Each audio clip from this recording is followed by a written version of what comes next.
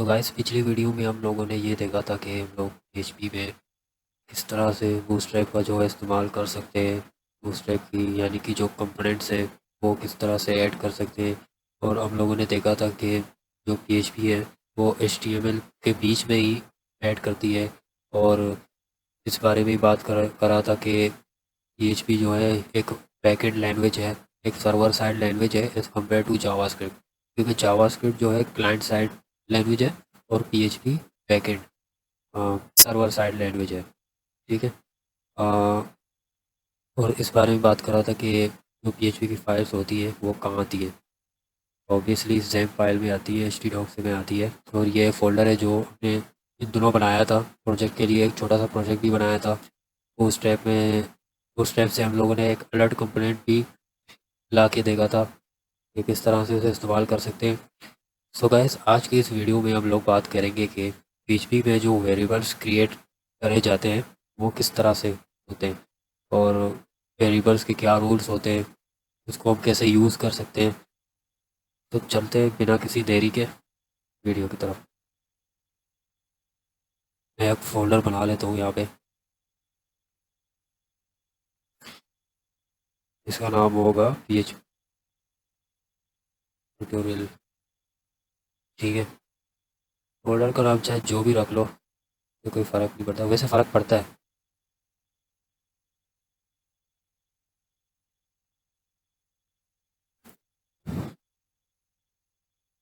और यहाँ पे हम जो फाइल बनाएंगे वो नंबर के हिसाब से बनाएंगे। रिसेंटली हमने 3 वीडियो अपलोड करी थी, तो ये है चौथा। तो इसका नाम रख लेंगे 04 वेरिएबल्स। ठीक है। सॉरी, एक्सटेंशन लगाना तो भूल ही गया।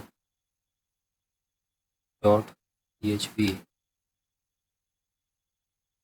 और PHP के जो सेंटेंस है वो किस तरह से बनाई जाती है बारे भी हम लोग बात कर चुके हैं। देखो इस तरीके का काम करता है। और पाइथन में जिस तरह से प्रिंट आता है, जावास्क्रिप्ट में मेरे ख्याल से console.log आता है। PHP में एको आता है जो कि एक स्ट्रिंग को या किसी वेरिएबल को भी प्रिंट करने में मदद करता है। अ, अच्छा, वेरिएबल जो है, अच्छा इससे पहले एक बात करना चाहता हूँ कि PHP केस सेंसिटिव है या नहीं। बिल्कुल नहीं है। PHP जो है केस सेंसिटिव नहीं है। बात के मैं आपको दिखाता हूँ प्रूफ करके।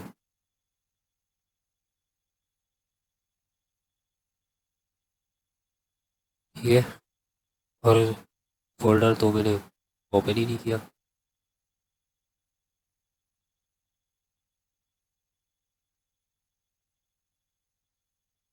PHP ट्यूटोरियल नाम रखा था शायद, आई थिंक यही है। ओह जैम्प, ये तो आदत सी लग गई है जैम्प को ना खोलना। रीलोड हो जा भाई। वो हो गया, हेलो वर्ल्ड आ गया। मैं बताता हूँ कि केस सेंसिटिव क्या है। केस सेंसिटिव ये है, अगर मैं इसको कैपिटल में भी एको लिखूँ और रीलोड करूँ, कुछ नहीं होगा।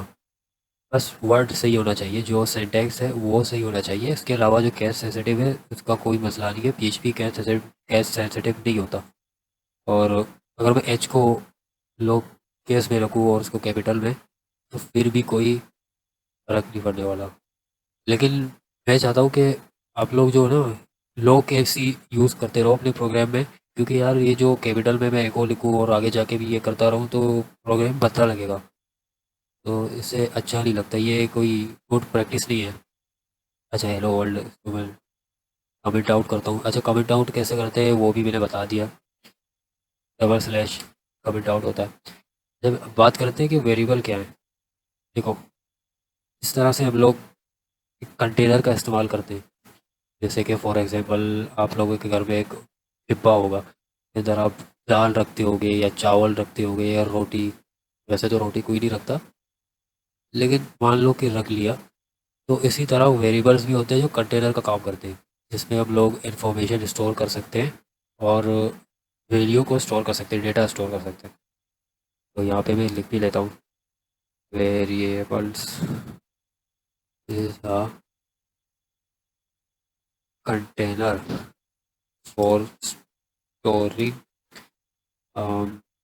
इंफॉर्मेशन। ठीक है यार, मैं इसको जूम जूम भी तो करना है। अच्छा, अब आप लोगों से ही दिख रहा होगा। हाँ, वेरिएबल बनाते कैसे? वेरिएबल जो है ना पीएचपी में डॉलर से बनता है। ठीक है, अब इसके आगे अगर मैं लिखूँ नेम इजिकल्स टू नेम में मैं लिखूँ केजे। ठीक है, और फिर एक डॉलर लगा लेते। जो मेरी सैलरी होगी वो होगी कुछ 300 रुपये पर मंथ। क्या फ़र्क पड़ता है।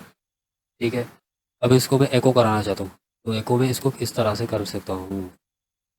This guy is name. ठीक है, और क्या था? His salary is salary. बस सिंपल सा फंडा है और कुछ भी नहीं। अगर एग्जीक्यूट करूँ और मैं आप लोगों को दिखाऊं भी तो ये देखो, दिस गाय इज केजे, इस सैलरी इज 300 कुछ। और आप कुछ इस तरह से भी कर सकते हैं, रुपीज़ में लिख कर पेज भी दे सकते हैं। ठीक है, आ, इस तरह से। और वेरिएबल, जो वेरिएबल्स होते हैं पीएचपी में वो केस सेंसिटिव नहीं होते। अब वो कैसे नहीं होते? क्योंकि आप लोग सोच रहे होंगे कि मैंने बताया था पीएचपी केस सेंसिटिव नहीं है, अब वेरिएबल्स में कैसे हो गया? तो इस तरह से, अगर मिसाल के तौर पे मैं यहाँ पे सैलरी का जो एस है ये 700 कर लेता हूँ। ठीक है, अब इसका जो एस है ये कैपिटल वाला है। ठीक है, या मेरे ख्याल से ये नहीं, नेम को ही कर लेता हूँ यार।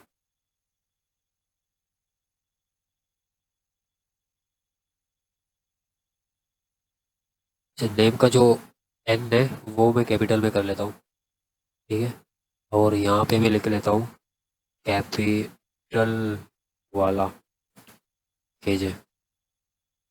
ठीक है, और अगर मैं इसको कमेंट करूँ, क्योंकि ये तो केस सेंसिटिव नहीं है तो इसको तो काम करना चाहिए, कैपिटल हो या लो, लेकिन ये नहीं करेगा। क्यों नहीं करेगा? ये देखो कह भी रहा है अनडिफाइंड वेरिएबल नेम वगैरह वगैरह।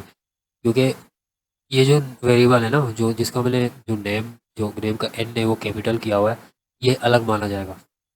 अब वो कैसे माना जाएगा? इस तरह से माना जाएगा। हाँ, अगर यहाँ पे मैं एग्जीक्यूट करूँ तब केजे, वो कैपिटल वाला केजे आ गया ना। जो वेरिएबल्स है वो केस सेंसिटिव नहीं होते इसमें, तो मैं इस केस में इसको कैपिटल कमेंट कर देता हूँ और यहाँ पे नॉर्मल कर लेता हूँ इसको। और गाइस एक और चीज़, अगर यहाँ पे मैं एको करूँ, ठीक है ना, और स्ट्रिंग में मैं ये वेरिएबल डालूँ name is a bad boy. ठीक है, और यहाँ पे मैं एको करूँ अगर, और फिर name is a gangster gangster, वो लिखते थे ना इंस्टाग्राम में गैंगस्टर वगैरह, कुछ ऐसा ही हम लोगों ने भी लिखा है। तो अगर यहाँ पे मैं देखो, अच्छा बी आर टैग लगाना मत भूलना, क्योंकि बी आर टैग अगर नहीं लगाओगे तो ये एक स्ट्रिंग के तौर पे HTML में एग्जीक्यूट कर रहा है, तो एक पूरी लाइन बन जाएगी जो कि ख़राब हो जाएगा। बी आर टैग लगाने से ये होगा। अच्छा, इसके आगे भी बी आर टैग नहीं लगाया मैंने, तो यहाँ पर भी लगाना पड़ेगा क्या? हाँ, अब सही है। KJ's a bad boy, KJ's a gangster. एक और चीज़ भी कर सकता हूँ मैं, अगर मुझे ये केजे 3 जगहों में से बस एक ही जगह से चेंज करना है, रिप्लेस करना है, तो यहाँ पे केजे की जगह मैं यहाँ पे कभी लिख देता हूँ। बस सिंपल सा फंडा है, समझ गए? जो वेरिएबल्स हैं उनको हम टेम्पलेट की तरह इस्तेमाल कर सकते हैं। यानी कि अगर एक जगह पे हम लोगों ने इसे स्टोर करके रखा हुआ है और कहीं पे भी यूज़ कर सकते हैं, जहाँ मर्जी हो यूज़ कर सकते हैं हम लोग। बस रिप्लेस अगर करना हो तो चाहे हज़ारों कोड हो, बस एक ही जगह से रिप्लेस कर दो, सब जगह जो रिफ्लेक्शन है वो चला जाएगा, चेंज हो जाएगा। हाँ, तो तो बस आज की डिस्कशन यहीं पे ही ख़त्म कर दें गाइस। तो अगर आप लोगों ने ये जो प्लेलिस्ट है मेरे PHP का, इस तरह से आप लोग चैनल पे भी आ सकते हैं। मैं चाहता हूँ कि आप लोग चैनल को सब्सक्राइब करें और वीडियो को लाइक भी करें और इस प्लेलिस्ट को ज़रूर एक्सेस करें।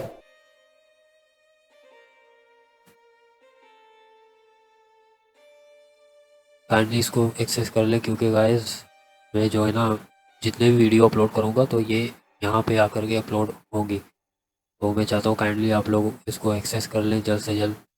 Thank you so much for watching this video guys, and I will see you next time.